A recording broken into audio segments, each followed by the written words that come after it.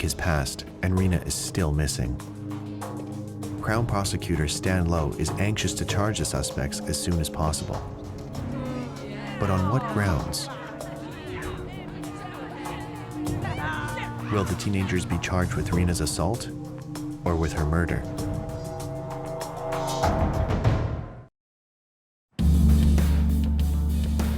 A 14-year-old girl has been missing for a week and is now presumed dead. One boy and 7 girls are in custody in Victoria, British Columbia. These kids have admitted to savagely beating Reena Virk. As yet, no charges have been laid against them. The investigators continue to search for the missing girl. A Coast Guard helicopter is brought in to help with the search. The water is very dark. It looks almost like a deep, deep gray color at that time of year. We passed over the dive team, and we're only within about 400 meters of the dive team when we'd only just really started the search, and just absolutely surprised. I looked down, and there she was in the water.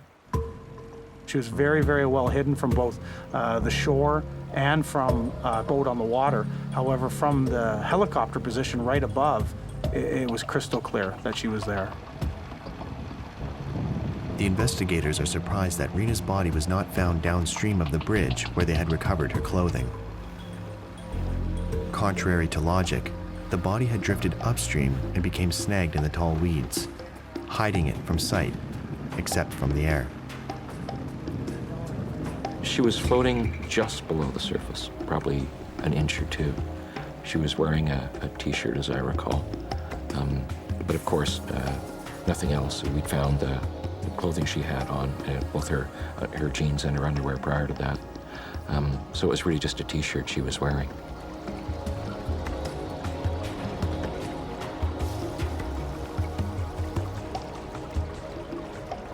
The divers proceed with caution to avoid disturbing the muddy riverbed around the body, being careful not to destroy any trace evidence. Obviously, the body had been in the water for a week.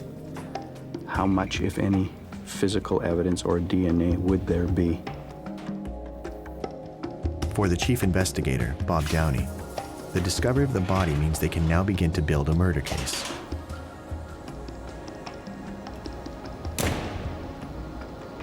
So finding the body, it's almost a relief. It's one less thing to do. And it sounds cold to say that, but we now have a crime scene that we have to go in and deal with it in a forensic manner. And we have a body, so that puts other investigative steps into place. The news of the discovery sends shockwaves through Victoria. People are horrified and outraged that a group of teenagers could commit such a ruthless crime. The murder attracts worldwide attention. It had a big impact on the city, in my opinion, because of the age of the people involved and the fact that you had a young girl who'd been murdered in the area in which she lived. And not just that, but that you had other young people, almost children. I mean, we're talking about people 13 and 14, 15 years of age, who were the suspects in this. So this wasn't a case of a pedophile or something like this, but this was, children murdering other children. What makes this case particularly disturbing is that all the accused are teenagers. 7 out of the 8 are girls. Reena's body has been taken for an autopsy. Finding the cause of death is crucial. If she died because of the beating, there would be 8 murderers. If she drowned, there would be only 2 suspects, Warren and Kelly. Whatever the outcome, the autopsy bears witness to the extreme brutality of the attack. What I can tell you is that the missing girl suffered significant trauma, deep tissue bruising. She had internal organs that were bruised. It was significant trauma, and it was of a crushing nature. I've seen several autopsies. I haven't seen this level of bruising take place before, short of perhaps in a car crash, that type of injury. The results prove Reena did not die from her beating. Deep in the tissue of her lungs, the pathologist finds traces of gravel. I attended the autopsy as the exhibit officer, and the cause of death was, she was drowned.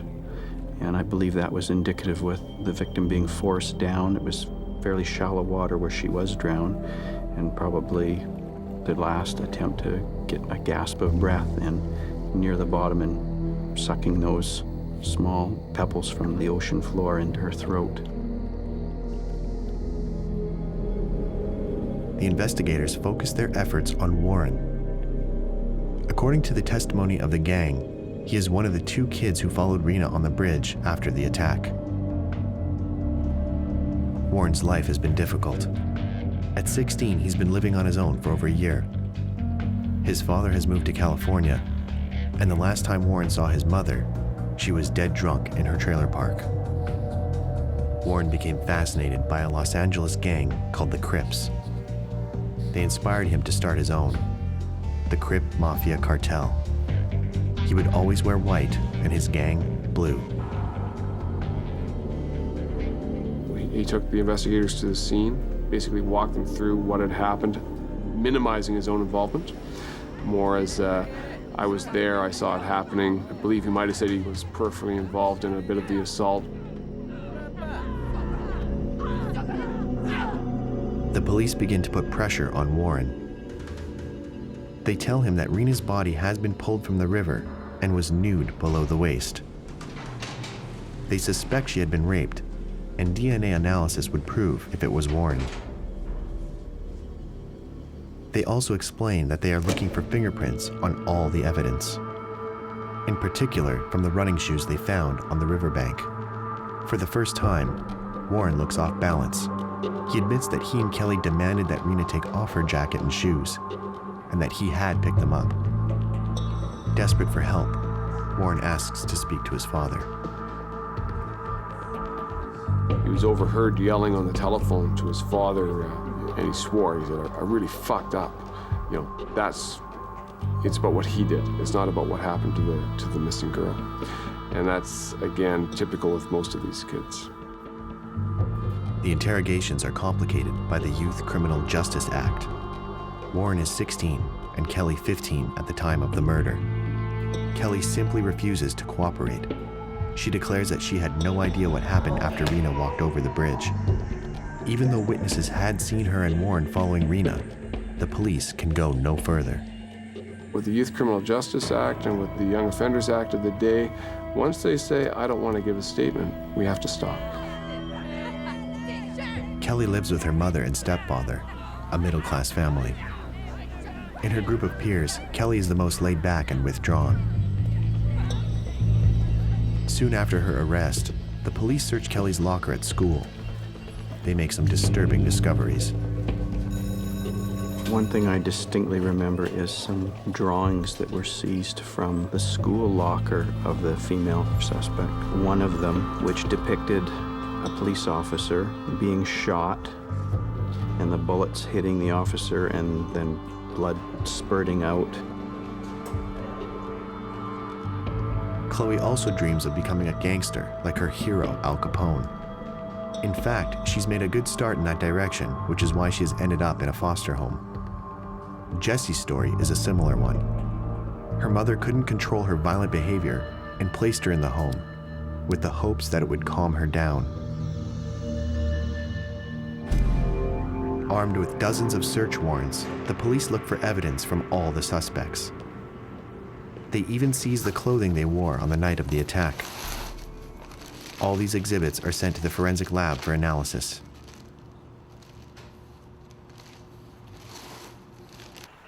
The dive team returns to the crime scene, searching the riverbed for any evidence they may have overlooked. We started coming across little things, a small address book, pens, like a pencil, a funny little eraser, and then we started coming across papers, individual leaves of paper about the size of a journal. You would have thought they would have been washed away, but they were still stuck on the bottom, and it was obvious very shortly after that this was the missing girl's diary. That was pretty emotional. Reena's diary is sent to the RCMP forensic lab. Maybe it holds some clues that will lead to her murderer.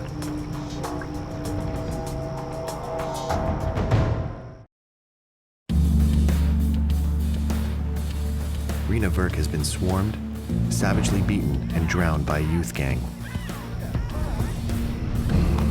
Police search for clear motives behind such a cruel attack on a 14-year-old girl. The police dive team has just recovered Reena's personal diary in the Gorge River. The diary is sent to the RCMP forensic lab. John Kovacs, a document specialist, gets down to work. Every second counts as the water continues to dissolve the paper, dilute the ink, and wash away trace evidence.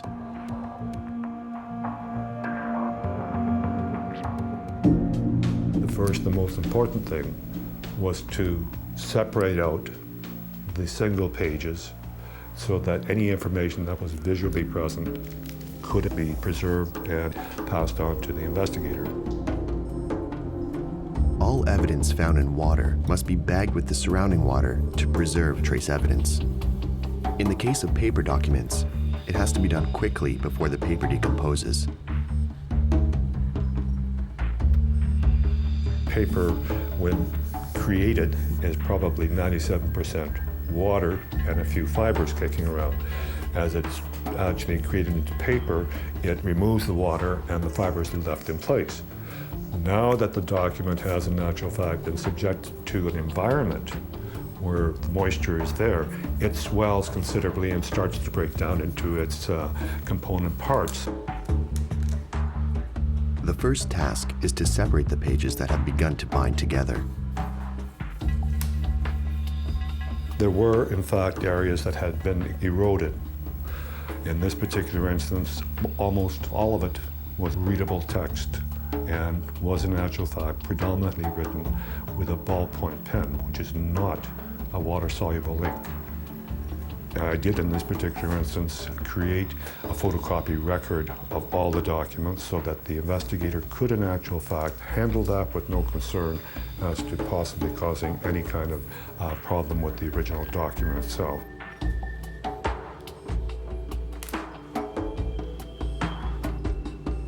John Kovacs' objective is to preserve the documents so they can establish potential links between events and people that might shed light on Reena's swarming. The police widen their search. They begin to question family and friends of the accused in order to piece together a motive for this violent attack. The investigators discover that in the 2 weeks leading up to the attack, Chloe and Jesse, Reena's roommates at the foster home, had been on the telephone a lot with Kelly. When they were in the planning process, they had talked about bizarre things like taking her into the woods and burying her in a hole. I mean, again, this is all, what other kids have told us. Investigators learn why Chloe and Jesse were angry with Reena. She'd stolen Chloe's address book and then phoned Chloe's friends telling them horrible lies about her. Things like Chloe had AIDS. Chloe was absolutely furious. Worse still, Reena had been flirting with Sam, Jesse's boyfriend. The girls had seen her wearing his jacket. Some even said that Reena had slept with Sam. When Jesse heard that, she screamed that she would take revenge on Reena. Absolutely, it was payback. You can't do this to me. You can't sleep with my boyfriend. You can't take my books and call my friends and say that I'm good friends with you because you're a misfit. But nothing gave a strong motive to Warren and Kelly to commit such a brutal act. Throughout the interrogations, Warren gives several different versions of the events. He maintains for the longest time how he'd simply headed home without having seen Reena again. But the police have an eyewitness. What we have is an eyewitness who says a missing girl going, and then 2 others going. And as we described it later on, we have 3 people going across the bridge, only 2 came back. Warren finally admits that what the witness said was true. He really intended to go home, but Kelly asked him to stay. She said, "Come on, let's go see if Reena's okay." Later, he told us, "I knew we weren't going to see if she was okay. We were going to do her more harm." Warren finally gives a full confession to the investigators. The girl asked the missing girl, "Are you going to rat us out?" And she's beaten. She's beat up, and she's got no means of protecting herself. And of course her answer was, "No, I'm not going to rat you out."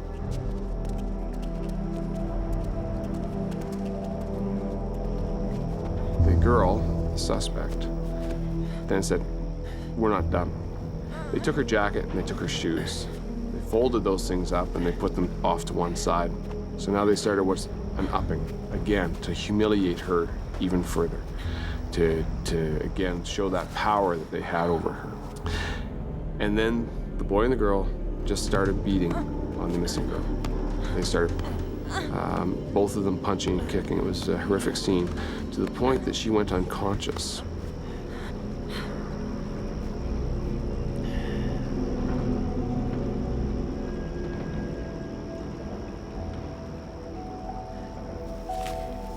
The 2 of them then dragged her down to the Gorge Waterway.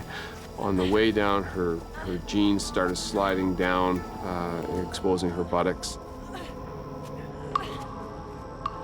Warren says that when they arrived near the water, he saw that Kelly wanted to drag Reena into the river. He asked her 3 times to stop. But Kelly didn't. She pulled Reena into the river, deep enough to hold her head underwater, for a very long time. The boy described seeing red foam coming to the surface from where the girl's being held under, and he would see this in the moonlight. That it was a full moon that night. Kelly continues to deny everything. She maintained she'd simply gone back home that night, like all the others. She remembers taking a shower before going to bed. She insists that the others had decided to make her the scapegoat, but she is innocent. In the end, the diary does not offer any new clues. I probably didn't know a lot about the victim, but formed some opinions from reading her diary. And I felt that this was a young girl growing up, wanting to be accepted, wanting to be popular, having probably difficulty in the home because of their expectations, which were normal expectations because of the value system of her parents, and her, battling against that. Despite some limited evidence, the lawyers have their work cut out for them. They must prepare strong cases against 8 accused.